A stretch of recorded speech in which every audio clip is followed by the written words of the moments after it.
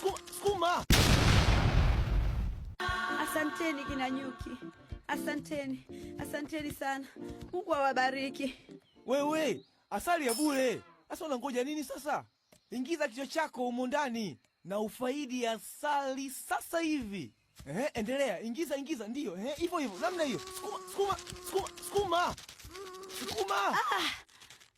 Vipi? Umeona asali huko?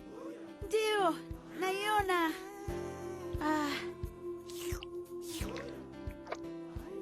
Asali ni tamu kupindukia. Tamu sana. Ngoja niongeze asali kidogo. Haya kinyonga, natoka sasa Naona kama nimenasa. Twiga, vipi, uko sawa uko ndani?